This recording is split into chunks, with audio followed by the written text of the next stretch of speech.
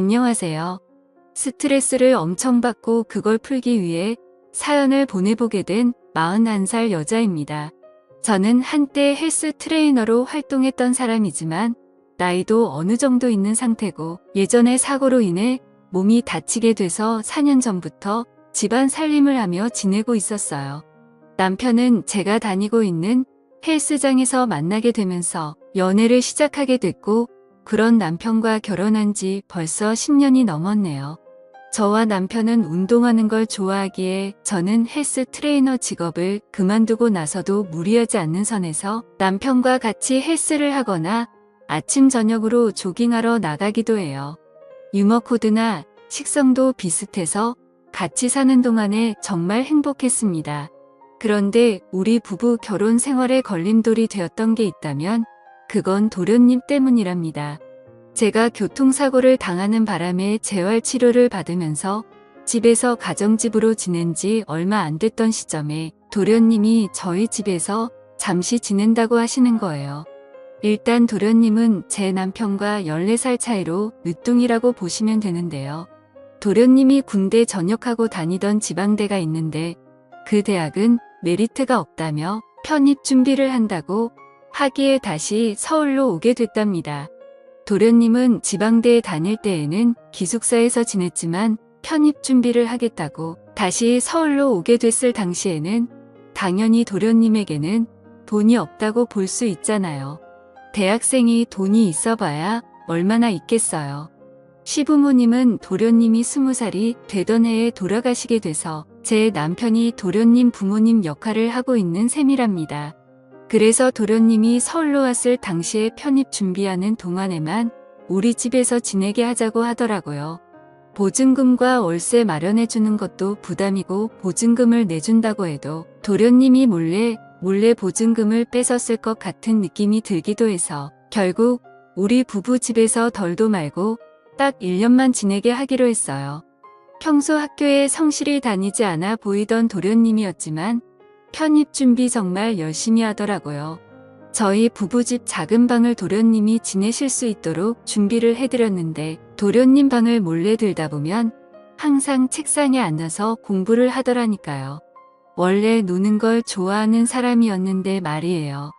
그래서 저는 그런 어린 도련님이 기특해 출출하지 않게 중간중간 간식을 주고 가끔 머리 좀 식히라고 용돈을 주기도 합니다. 편입 준비하는 것만으로도 힘들 텐데 우리 부부에게 부담 주기 싫다고 주말마다 아르바이트를 하기도 하더라고요. 한동안 그렇게 잘 지내던 와중에 도련님이 좀 불편해지기 시작했어요. 일단 도련님께서는 정말 훈남이에요. 키는 183cm 정도 되고 남편은 운동을 즐기는 사람이라 그런지 남편 따라서 운동을 한 덕에 몸도 정말 근육형이에요. 잔근육이 많은 몸매라고 할 수 있죠.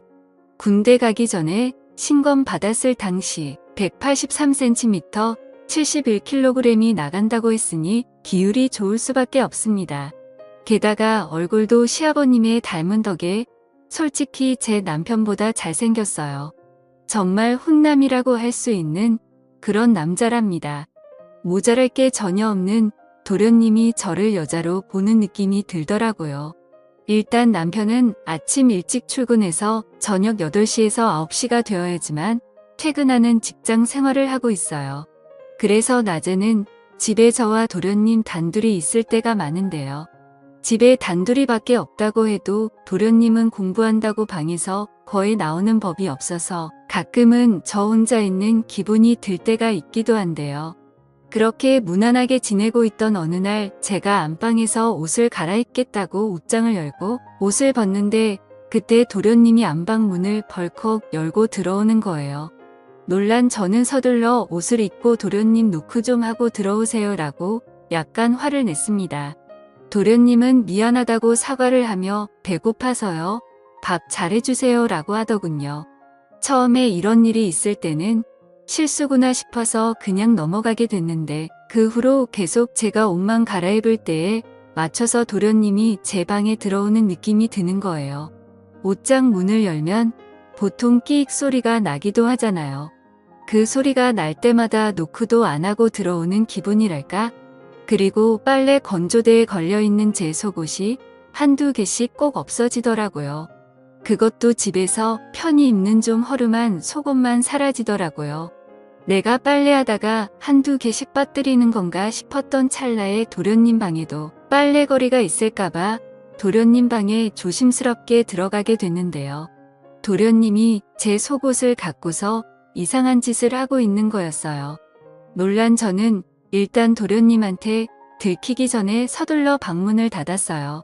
이제까지 제 속옷을 몰래 가졌던 범인이 바로 도련님이란 사실을 알고 나서 그 뒤로 도련님 얼굴을 제대로 보지 못하겠더라고요.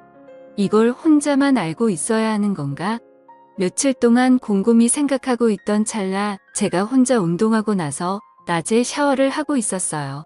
이날은 도련님이 피곤하다며 낮잠을 자고 있을 때였죠. 열심히 샤워를 하고 있는데 뭔가 이상한 느낌이 들었습니다. 문틈이 살짝 열려 있는 것 같았습니다. 그래서 얼른 수건을 둘러싸고 문을 벌컥 열었습니다.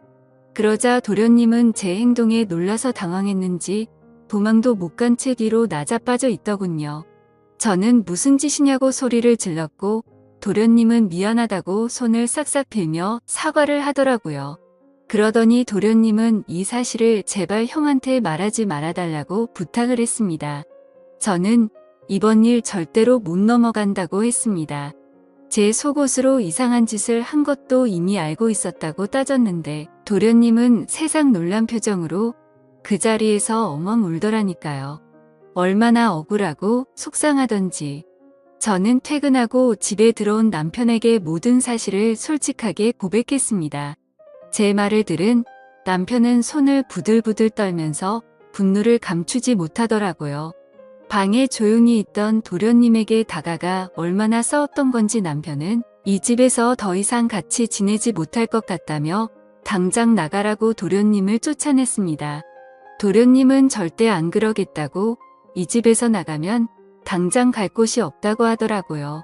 남편은 지갑에 있던 5만원짜리 지폐 두세 장을 도련님께 던지며 이걸로 사우나에라도 가 있든지 하라고 했습니다.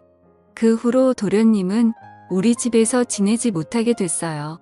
도련님은 거의 한 달 넘게 우리 부부한테 돌아가며 전화를 했고 우리 부부는 그 전화 한 통 받지 않았었답니다. 문자가 오기도 했는데 제발 용서해달라고 요즘 밥 한 끼 제대로 먹지 못한다고 하더라고요. 한창 중요할 시기에 예민해서 그랬던 거라고 제발 용서해달라고 하더군요. 한 달 넘게 애원을 하면서 용서를 구하던 도련님. 남편은 그런 도련님 절대 만나거나 연락조차 받지 말라고 했지만 저는 눈 딱 감고 도련님을 만나보기로 했습니다. 아무리 잘못했다 하여도 남편 동생이기에 잘 살고 있나 그 정도만 알고 싶더라고요. 그래서 남편이 퇴근하기 전 동네에 있는 작은 카페에서 만나기로 하고 갔습니다. 도련님은 보니 사람 꼴이 아니더라고요. 옷도 지저분하고 좀 냄새가 난다고 해야 할까. 게다가 머리는 얼마나 덥수룩한지 왜 이렇게 사냐고 물어봤는데 우리 집에서 쫓겨나고 나서 자기가 좀 모아둔 아르바이트비랑 남편이 지갑에서 꺼내 던져준 돈으로 사우나에서 지냈다고 했어요. 그것도 한계가 있어서 친구 집에서 며칠 지내기도 했다는데 친구도 제 도련님을 받아주는 게 한계가 있어서 나가달라고 부탁을 하더래요. 그래서 아르바이트하는 매장에서 몰래 먹고 자고 해봤는데 사장님이 그걸 뒤늦게 알게 되는 바람에 결국 알바조차 잘렸다고 하더라고요. 모아둔 돈도 없고 그 와중에 편의 준비도 해야 하기에 많이 힘들었다고 합니다. 순간적으로 도련님이 안쓰럽긴 했지만 그래도 도련님이 잘못한 건 잘못한 거라 저는 그런 도련님 얼굴을 보고도 용서해주고 싶은 마음이 들지가 않더라고요. 그래서 저는 그런 도련님께 용서해주고 싶은 마음은 없지만 그래도 한때 가족이라 생각했던 사람이라 용돈은 조금 줄 수 있다고 했어요. 그렇게 저는 도련님께 50만 원을 주게 됐습니다. 제가 준 50만 원을 뚫어지게 바라본 도련님은 갑자기 뭐라도 결심한 표정으로 저를 바라보더라고요. 그리고서 저한테 한다는 말이 형수님 앞으로 저 볼 생각 없다고요? 하는 거예요. 그래서 저는 그렇다고 단호하게 말했습니다. 제 대답을 들은 도련님은 제가 준 50만 원을 저한테 다시 돌려준 뒤에 그럼 이 돈 필요 없고 저랑 딱 한 하룻밤만 같이 보내요. 라고 하는 거예요. 이제까지 저를 몰래 좋아하고 있었고 제 존재만 봐도 떨려서 그랬다고 하더라고요. 그걸 듣고 얼마나 충격이던지. 저는 화가 나서 결국 마시고 있던 아이스 아메리카노를 도련님 얼굴에 뿌린 뒤에 앞으로 얼굴 보는 일 절대 없었으면 하네요. 더러운 새끼. 라고 말하고 그 카페에서 나오게 됐습니다. 그 후로 도련님과 안 보고 산 지 정말 오래됐습니다. 요즘에 잘 살고 있는지는 모르겠지만 몇 개월 전에 도련님 소문을 듣게 됐어요. 제 남편이 사촌동생과 자주 연락하고 지냈는데 그 사촌동생과 도련님도 연락을 따로 하고 지내는 것 같더라고요. 남편 사촌동생 말로는 도련님이 현지 선수로 일하고 있는 중이라고 합니다. 편입 준비도 모두 포기하고 돈 많이 버는 직업을 얻고 싶다고 사촌동생한테 말했다고 하는데 그 직업이 술집에서 선수로 일하게 되는 것인 줄은 꿈에도 몰랐습니다. 그리고 매일 술을 마시며 일을 하다 보니 몸에 이상 증세가 나타나게 되는 바람에 병원에서 검진을 좀 받아봤다고 해요. 결국 당뇨랑 고혈압이 생겨서 매일 병원에 다니고 있다는 말을 듣기도 했습니다. 사람 참 그렇게 망가지기 쉽지 않을 텐데 남편도 그런 도련님 앞으로 평생 보고 살고 싶지 않다고 했고 저한테도 항상 미안하다고 사과를 하고 있습니다.